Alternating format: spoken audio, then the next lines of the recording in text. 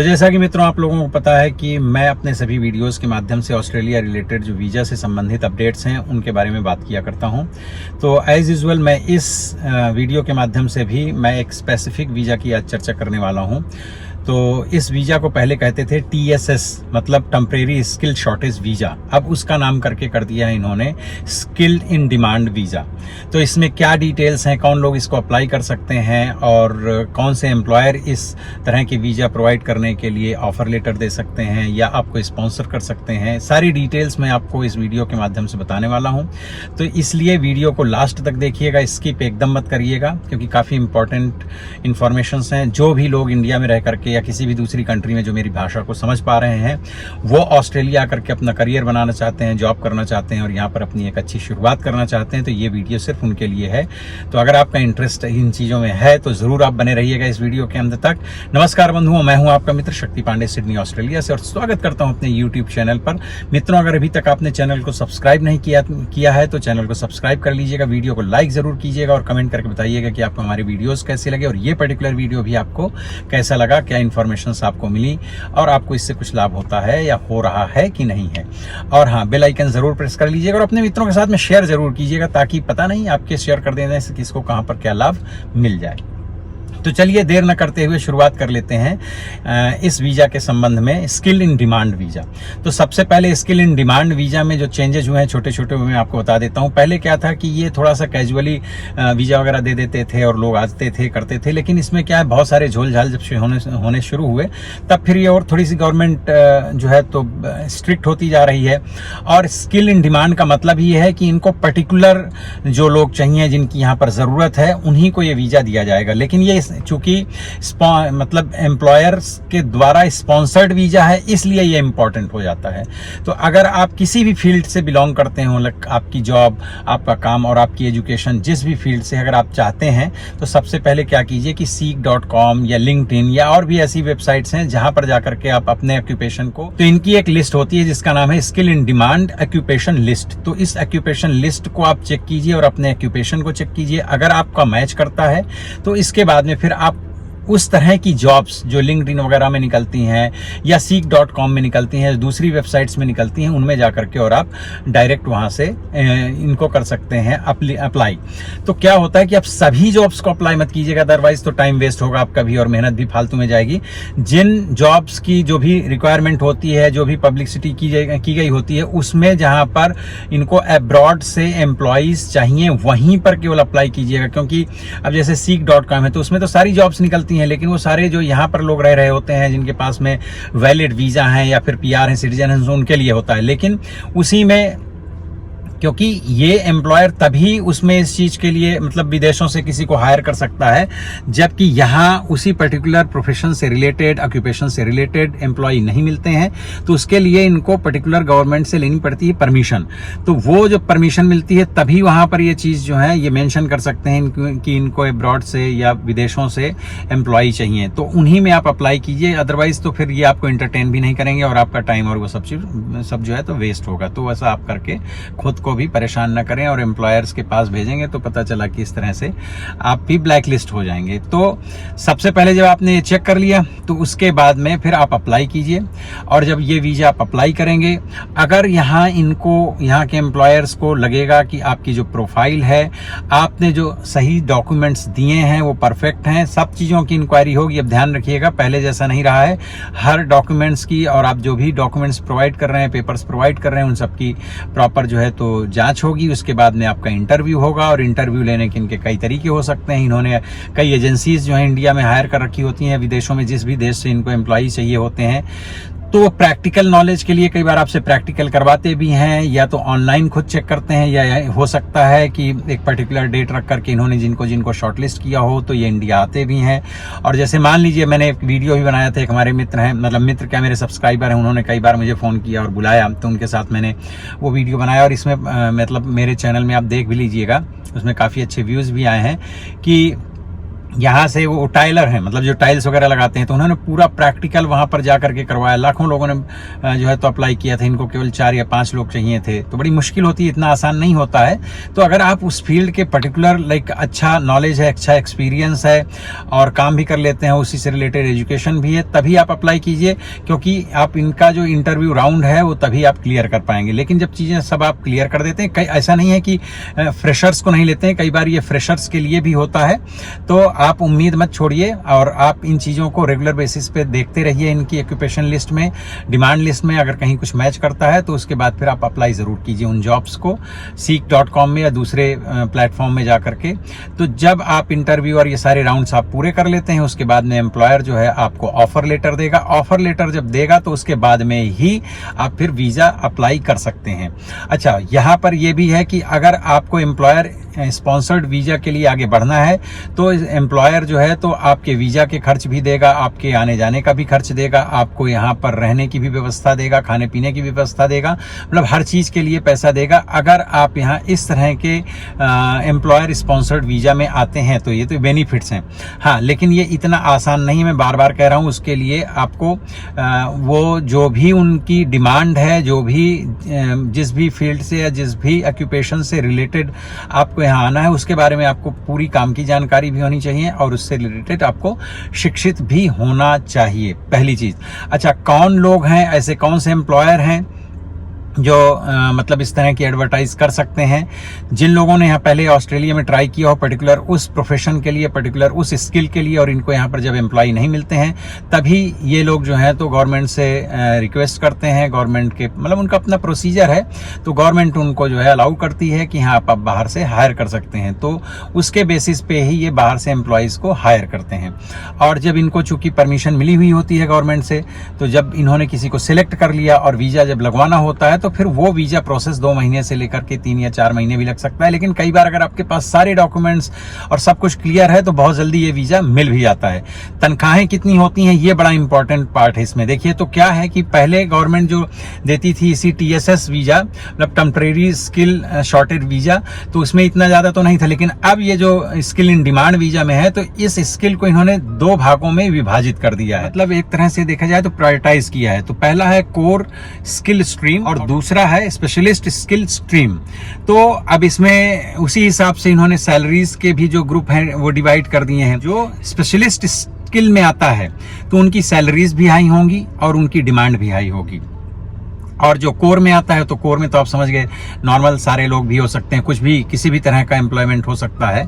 हाँ, अब उन्होंने इसमें क्या है कि अपना सैलरीज के गवर्नमेंट के स्टैंडर्ड्स हैं कि अगर आप स्पेशलिस्ट उसमें आते हैं, स्ट्रीम में आते हैं, तो उनका गवर्नमेंट का अपना एक क्राइटेरिया है कि इससे नीचे आप सैलरी नहीं दे सकते हैं। तो अगर एम्प्लॉयर उससे नीचे ऑफर करे, पहली बात तो एम्प्लॉयर यहाँ का करेगा ही नहीं। अगर आपके पास में वैलिड ऑफर लेटर आ रहा है, वैलिड जगह से आ रहा है, सही जगह से आ रहा है, तो कभी भी इस तरह का आपके साथ झोल झाल नहीं होगा। वो जो गवर्नमेंट ने एक स्टैंडर्ड बना रखा है, उस तरह की जॉब्स के सैलरी के लिए आपको वही ऑफर मिलेगा। पर अगर कहीं कोई कुछ कमी कर रहा है तो इसका मतलब कि वहां कुछ फॉल्स है और वो आगे चल करके प्रॉब्लम्स हो सकती हैं। इसी तरह से कोर स्किल डिमांड जो है, उससे रिलेटेड जब कोई जॉब आपको मिल रही होगी तो वहां भी सैलरी का अपना एक स्टैंडर्ड है। तो उस स्टैंडर्ड से नीचे आपको सैलरी एम्प्लॉयर नहीं दे सकता है। हाँ, ऐसा नहीं है कि सारी जो है जिम्मेदारियां केवल एम्प्लॉयर की हैं, एम्प्लॉयज की भी अपनी कुछ ड्यूटीज हैं, उसके बारे में भी मैं बात करता हूं अभी। तो इन सब चीजों को जब क्लियर कर लेते हैं और आपको जब वीजा मिल जाता है तभी आप यहां पर आ सकते हैं। उसके बाद भी नियम है, देखिए पहले इतनी सारी डिटेल्स नहीं हुआ करती थी, अब हैं कि एक बार आप आ गए, मान लीजिए कि आपने इंटरव्यू क्लियर कर लिया, आप उसी फील्ड के हैं, सारा कुछ आपका मतलब क्लियर हो गया, एम्प्लॉयर के और आपके बीच की जो अंडरस्टैंडिंग है वो बिल्कुल परफेक्ट हो गई, वीजा मिल गया, और जब आप यहाँ आ जाते हैं तो आने के बाद में कई बार ऐसा होता है कि आपको उसी एम्प्लॉयर के यहाँ पर काम नहीं करना, भाई किसी भी कारण से हो सकता है, अपने निजी कारण हो सकते हैं, तमाम कुछ। लेकिन यहाँ इस बार ऐसा नहीं है। अगर आपको जिस एम्प्लॉयर ने वीजा दिया है, तो मतलब वीजा एम्प्लॉयर तो नहीं देता है, लेकिन एम्प्लॉयर के माध्यम से स्पॉन्सरशिप की वजह से आपको जो वीजा मिला है, तो आपको उतने दिन तक काम उसी के यहाँ पर करना पड़ेगा। और वैसे ये मैं बता दूं कि ये वीजा जो है तो इसकी अवधि अप टू 4 ईयर्स, मतलब शुरू से लेकर के 4 साल तक की होती है। हाँ, इसके बाद भी अगर आपका सब कुछ ठीक चलता है आगे, तो ये वीजा जो है एक्सटेंशन हो सकता है। और इस वीजा की विशेषता ये है कि 4 साल पूरे होने के बाद या बीच में भी कभी भी जब आप अपने क्राइटेरियाज को पूरा करते हैं तो परमानेंट रेजिडेंस वीजा के लिए पीआर के लिए अप्लीकेबल हैं, आप अप्लाई कर सकते हैं। लेकिन वही है कि आपकी जो उस टाइम की जो एलिजिबिलिटी, जो इनकी डिमांड्स होंगी गवर्नमेंट की, मतलब वीजा रिलेटेड जो भी आपके प्रोफाइल और पेपर्स डॉक्यूमेंट्स चाहिए, अगर सब कुछ मैच करते हैं तो आप अप्लाई कर सकते हैं पीआर के लिए भी। तो ये शुरुआत है कि आप यहाँ वर्क परमिट में आते हैं इस तरह से, और आगे चल करके पीआर हो सकते हैं। और एक बार पीआर हो गए तो फिर सिटीजनशिप भी तो आराम से मिल ही जाती है, उसमें तो कोई ज्यादा दिक्कत नहीं होती है। हाँ, लेकिन कुछ कंडीशंस हैं कि मान लीजिए कंपनी बंद हो गई, किसी कारण से भी अगर आप कंपनी आपको निकाल देती है, कुछ भी होता है, तो इमीडिएट आपको यहाँ से नहीं वापस जाना होगा। 180 डेज मतलब लगभग 6 महीने का जो है, तो आपको एक ग्रेस पीरियड मिलेगा कि उस बीच में आप कोई दूसरा एम्प्लॉयर ढूंढ सकते हैं, दूसरी जॉब ढूंढ सकते हैं, दूसरी जगह से स्पॉन्सरशिप ढूंढ सकते हैं, और आगे आप वीजा को कंटिन्यू कर सकते हैं। और वो एक फ्रेश फिर आपका वीजा शुरू होगा। जो आपका नया एम्प्लॉयर होगा वो आपके वीजा का नॉमिनेशन फाइल करेगा डिपार्टमेंट ऑफ होम अफेयर्स में, और वहां से जब उसको परमिशन मिल जाएगी उसके बाद में ही वीजा प्रोसेस फिर से होगा और आप फिर आगे यहाँ पर रह सकते हैं। लेकिन ऐसे बहुत रेयरेस्ट केसेस होते हैं कि मतलब कंपनी बंद हो गई या कुछ कारण हुआ, आपको निकाला गया या आप निकला है कुछ भी, लेकिन अगर है भी तो उसमें 6 महीने का। और हाँ, अगर एम्प्लॉयर किसी कारण से निकालता है, आप निकलते हैं, जो भी वजह हो, तो एम्प्लॉयर को भी यहाँ पर विदिन 28 डेज गवर्नमेंट को इन्फॉर्म करना पड़ता है कि भाई ये व्यक्ति जिसको हमने स्पॉन्सर किया था हमारी कंपनी में काम नहीं कर रहा है। तो ये तो है कुछ टेक्निकल चीजें, लेकिन 6 मंथ्स का टाइम जो आपको मिलता है उसमें, या फिर आप वापस चले जाएं अगर आपको कुछ नहीं मिलता है 6 महीने में। लेकिन जनरली लोग ढूंढ ही लेते हैं। पहली चीज तो ऐसी कोई सिचुएशन आती ही नहीं है, मतलब कंपनी ने आपके ऊपर इतना खर्च किया होता है, इतनी मुश्किल से आपको यहाँ बुलाया होता है, तो कंपनी की ओर से ज्यादातर ऐसे केसेस होते नहीं। लेकिन हाँ, एकदम ही आप काम नहीं कर पा रहे, कुछ ऐसा है। अच्छा, इसमें है कि मान लीजिए सेम कंपनी सेम रोल के लिए, जिस रोल के लिए आपको सिलेक्ट करके और आपको वीजा दिलवाया गया, और विद इन कंपनी मान लीजिए कल को चल करके आपका प्रमोशन होता है और प्रमोशन में आपके रोल्स टोटली चेंज हो जाते हों, तब फिर उस कंपनी को नॉमिनेशन करके और गवर्नमेंट को इन्फॉर्म करके फिर से वीजा और वो सारा कुछ प्रोसेस फिर से करना पड़ेगा। लेकिन हाँ, प्रमोशन होता है, लेकिन आपकी ड्यूटीज वगैरह जो है, रोल जो है आपका पहले जैसा ही रहता है, तब फिर उसमें कुछ गवर्नमेंट को करने की जरूरत नहीं पड़ती है और आप इंटरनली कंपनी में आप ये चीजें कर सकते हैं। इसमें लगभग 3 लाख से लेकर के और 5 लाख, 6 लाख, 7 लाख तक और 8 लाख रुपए महीने के, मैं रुपए में बात कर रहा हूँ इंडियन रुपीज में, कि मतलब 3-3.5 लाख से लेकर के और 7-8 लाख रुपए महीने तक के स्पेशलिस्ट स्किल वाली जो जॉब्स हैं उसमें मिल सकता है, और जो कोर स्किल जॉब्स हैं उसमें आपका 3-3.5-4 लाख रुपए महीने तक आप कमा सकते हैं। और ये जो मैंने बताया था कि कंपनी आपको रहने खाने का सब कुछ देती है, तो ऑफ कोर्स वो चूंकि आपकी सैलरी से ही फिर बाद में कटता है, या आपको शुरुआत में प्रोवाइड किया जाता है, फिर आपको अपनी व्यवस्था बाद में स्वयं करनी पड़ती है। हालांकि वो सब कुछ आपके सैलरी में ही इंक्लूड होता है। तो इतने अच्छे पैसे कमाने के लिए और इतना ज़्यादा पैसे कमाने के लिए आपके अंदर टैलेंट तो होना ही चाहिए, आपके अंदर वो स्किल होनी चाहिए और काम करने की क्षमता भी होनी चाहिए। और ये गवर्नमेंट का इस साल का जो है तो नया नियम आया है 2026 का, तो इसको फॉलो कीजिए। आप सब लोगों में से जो लोग भी एलिजिबल हों, आप ऑस्ट्रेलिया आइए और अपना करियर सुधारिए, बनाइए और खूब सारे ढेरों पैसे कमाइए, आनंद कीजिए। और ज़िंदगी इसी का नाम है कि कुछ ना कुछ आगे करने की कोशिश करते रहना चाहिए। और अगर इससे रिलेटेड कोई चीज़ आपको ना समझ में आ रही हो तो आप इनकी वेबसाइट में दे दूंगा, उसमें जाकर के गो थ्रू कीजिएगा। जो मैंने आपको वीज़ा नाम बताया है, इस वीज़ा के नाम को आप डालिएगा तो वहाँ पर सारी डिटेल्स उसके निकल करके आ जाएंगे। और इसके अलावा और कोई सवाल अगर है तो आप मुझे भी कमेंट करके पूछ सकते हैं, अगर समय मिलेगा तो मैं जवाब दूंगा। मैं बहुत ज़्यादा प्रॉमिस तो नहीं कर सकता हूं क्योंकि थोड़ा सा टाइम कम मिल पाता है। तो हाँ, फिलहाल इस वीडियो में मुझे यही इन्फॉर्मेशन देनी थी इसी से रिलेटेड।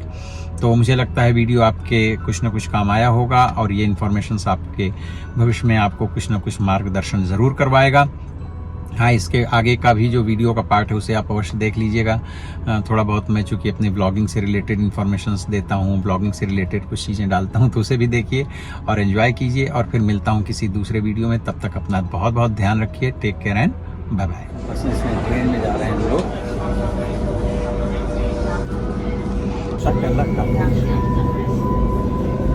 एक्चुअली मेरा जो कार्ड था तो उसमें पैसे पड़े हुए हैं, लेकिन उसमें क्या हुआ कि पता नहीं कुछ हो गया होगा गड़बड़, तो उसमें लगभग $40 पड़े हैं। तो फिर मैं यहाँ सेंट्रल में उतर करके, और यहाँ है एक काउंटर जहाँ इंक्वायरी भी कर सकते हैं और ओपल कार्ड से रिलेटेड कुछ ऐसा है तो वो हेल्प कर देते हैं। तो उन्होंने बना करके दूसरा कार्ड दे दिया, लेकिन उन्होंने बोला कि जो बैलेंस है आपका इस कार्ड का, उसके लिए you have to call there.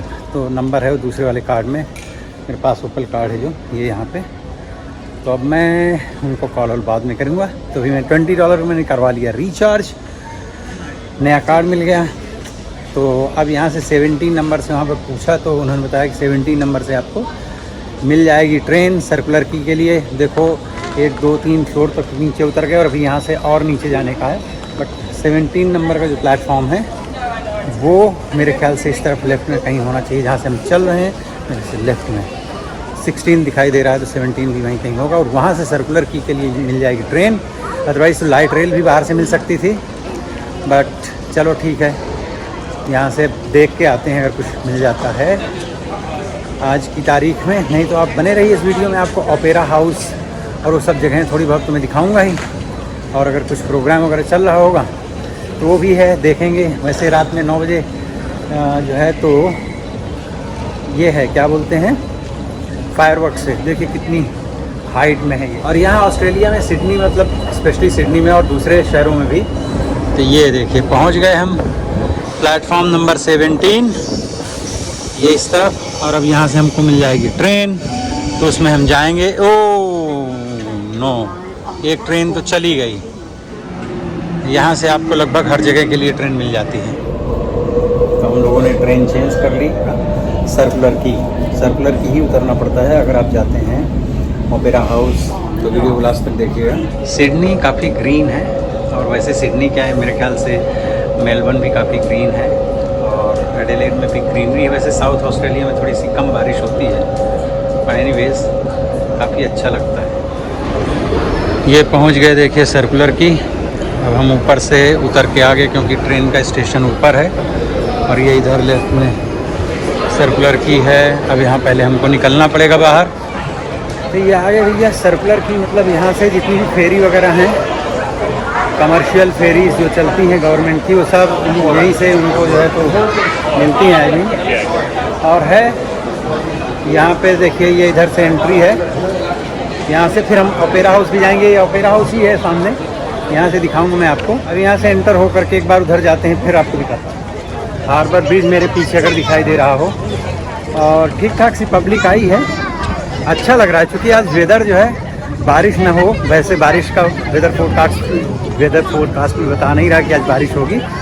और मौसम कल था 40 डिग्री, लाइक आप बाहर निकल ही नहीं सकते थे, इतनी ज़्यादा धूप थी। तो हम तो कल, वैसे भी संडे था, तो कल हमने 2-3 फिल्में देखी, घर में खाना वाना खाया और चिल की, अपने घर में ही बैठे।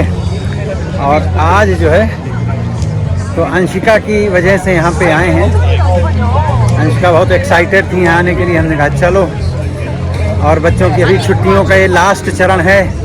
ये देखिए ऑस्ट्रेलिया डे लिखा हुआ है वहाँ पे समुद्र के अंदर, तो एक बोट में जैसे बना करके रखा है। और ये सामने ओपेरा हाउस, और ठीक है पब्लिक है यहाँ पर थोड़ी बहुत। सुबह से परेड हुई होंगी यहाँ सब कुछ, और म्यूजिक का सिस्टम लगा हुआ है समझो। यह है हमारा प्यारा ब्यूटीफुल ऑस्ट्रेलिया एंड सिडनी।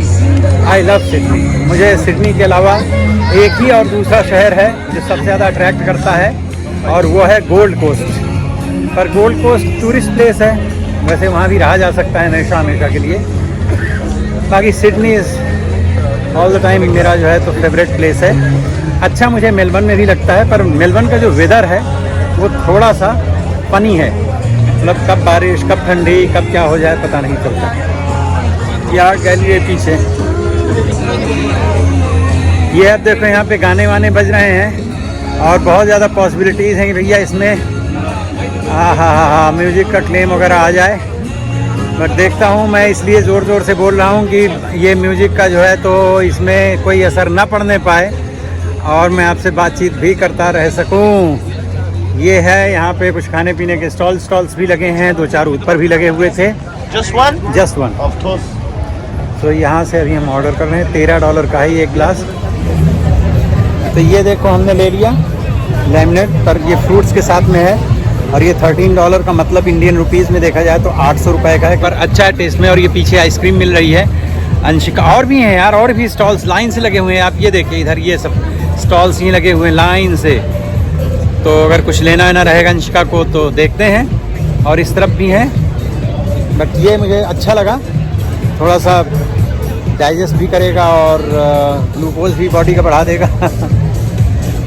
ये पीछे वाला ये जो रंगा छुआ है इसमें बर्गर है। और ये ऊपर क्लब वगैरह हैं। यहाँ पे 31st की नाइट, मतलब जो यहाँ पर होता है फायरवर्क्स, तो यहाँ की बुकिंग बहुत ही एक्सपेंसिव बुकिंग होती है भाई। और ये सब एरिया में भी आसपास बहुत सारे क्लब्स वगैरह हैं। और जो बड़ी बड़ी शिप होती हैं क्रूज़, वो सब यहीं आके खड़ी होती हैं। यहीं उनको जो रिफ़िल वगैरह करना होता है किया जाता है। पैसेंजर्स भी यहीं पे ड्रॉप करते हैं, यहीं से पिकअप करते हैं। ये है। तो और आगे तक आपको भी लेकर के चलता हूँ, आगे वहाँ तक, फिर उधर चलेंगे ओपेरा हाउस की तरफ।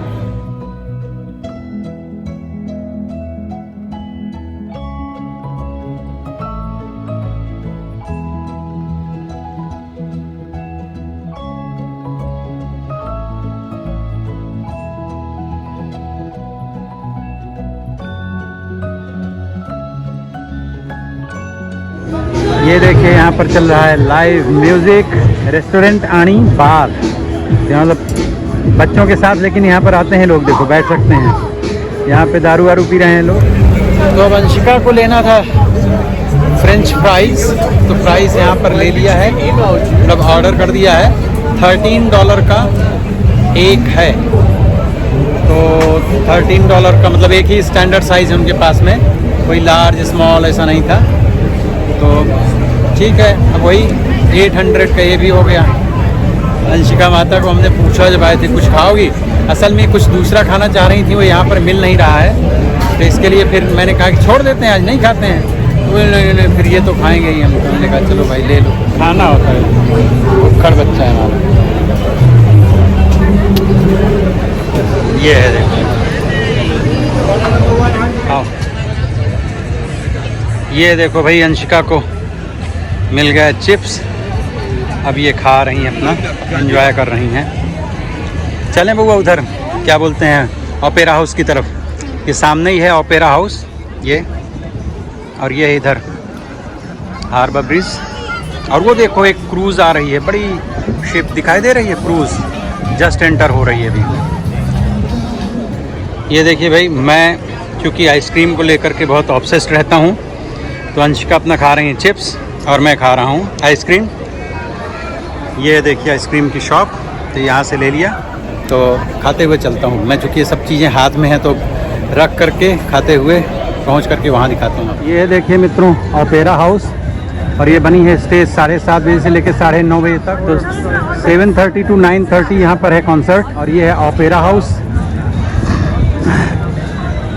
ये है ओपेरा हाउस, और ये है साथ में हार्बर ब्रिज। और अभी हम थोड़ी देर पहले वहाँ पर थे, उस तरफ वहाँ पर थे। गिरा दो। और ये है देखिए हमारा प्यारा Sydney. Worked all through this last month to bring you tonight's special event. This event, of course, happening on the land of the traditional owners of this land, the Gadigal people of the Eora Nation, and we pay our respects to their elders, past, present and emerging. And a special welcome to any Aboriginal and Torres Strait Island people who are with us tonight. In fact, make some noise if you have ancestors that go back over 60,000 years in this country. Of Australia as your host today. Or AFL, make some noise for... हम खड़े हुए हैं opera house के back side में, you can see. ये देखिए, ये पूरा जो है बैक साइड है, और काफ़ी पब्लिक ऊपर भी, वहाँ पर भी रेस्टोरेंट्स वगैरह हैं। और यहाँ नीचे साइड में भी हैं, कुछ खुले हैं कुछ बंद हैं, और बहुत ही खूबसूरत लग रहा है यहाँ पर। वैसे आज क्या है कि 26 जनवरी है, ऑस्ट्रेलिया डे है, जैसे इंडिया में होता है रिपब्लिक डे। तो काफ़ी पब्लिक आई हुई है, सारी पब्लिक ज़्यादातर तो वहाँ पे फ्रंट साइड में है। और ये है देखिए, क्या बोलते हैं इसको, हार्बर ब्रिज। बहुत सुंदर लग रहा है, बहुत ही दिव्य लग रहा है। Don't do Anshika that. तो कभी आप आइए ऑस्ट्रेलिया घूमने। और ये है सिडनी, बहुत ही प्यारी जगह है, बहुत ही सुंदर जगह है, बहुत ही शांतिप्रिय माहौल रहता है। बस अभी वो बोंडाई बीच वाला एक कांड हो गया था अभी महीने 1.5 महीने पहले, जिसकी वजह से अब यहाँ पर भी सिक्योरिटी चेक और वो सब कुछ इन्होंने किया हुआ है मतलब 3-4 जगहों पे। और इसके पहले यहाँ पर कभी भी वो रैपिड फोर्स वगैरह वो जो सब होते हैं गन वन के साथ में से कभी होती नहीं थी इतनी, मतलब 31st नाइट में इतना सब कुछ होता तभी भी नहीं होती थी। नॉर्मल पुलिस वगैरह ज़रूर रहती थी। तो माहौल है, अगर कहीं का ऐसा बन जाता है तो फिर व्यवस्था उसी तरह से काम करने लगती है। बट अच्छा लग रहा है, बहुत अच्छा लग रहा है। सबसे बढ़िया बात तो ये है कि आज का यहाँ का जो वेदर है that is really great. Summers में इस तरह से दिन भर क्लाउड रहना, बारिश ना होना, मतलब बहुत ही प्लेजेंट बना दिया है। बहुत ही प्यारी जगह है। देखिए आप, एक छोटी सी क्रूज़ जा रही है, लोग इसमें घूम रहे हैं, भ्रमण कर रहे हैं।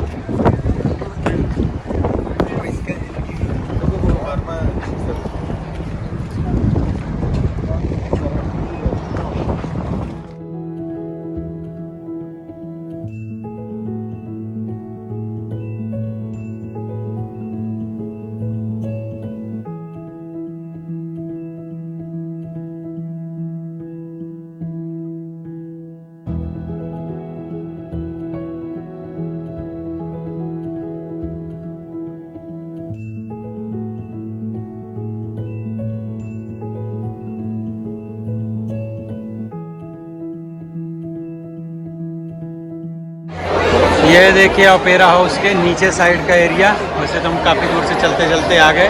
यहाँ बहुत सारे रेस्टोरेंट्स वगैरह हैं, बार वगैरह हैं, और देखो लोग एंजॉय कर रहे हैं। ये एक माता जी देखो लेके जा रही हैं सर्व करने। तो हम लोग नीचे उतर आए, हमने कहा यहाँ से बाहर निकलना आसान रहेगा। और कंसर्ट चल रहा है, उसका यहाँ पर स्क्रीनिंग हो रही है। मतलब यहाँ सामने बहुत बड़ी स्क्रीन लगी है, तो यहाँ से भी देख सकते हैं। ये है बड़ी प्यारी जगह है, बहुत अच्छी जगह है, मज़ा आता है यहाँ पे। इसी तरह कभी भी आइए, यहाँ तो भीड़ भाड़ रहती है। और काफ़ी अच्छा हो गया सब, फिर से रौनक लौट आई। नहीं तो कोविड के टाइम पे तो यहाँ सारे रेस्टोरेंट्स वगैरह बंद हो गए थे। तो भाई इस तरह से हो गया। अभी ये तो चलेगा 9 साढ़े 9 बजे तक, और अब हम लोग जा रहे हैं क्योंकि भीड़ भी काफ़ी बढ़ रही है। और फिर एकदम से अचानक ट्रेन में भीड़ होगी, तो इससे अच्छा है कि हम लोग निकलते हैं। तो अब निकल रहे हैं भैया हैरिस पार्क, मतलब घर जाएंगे वहाँ पे गाड़ी लेकर के।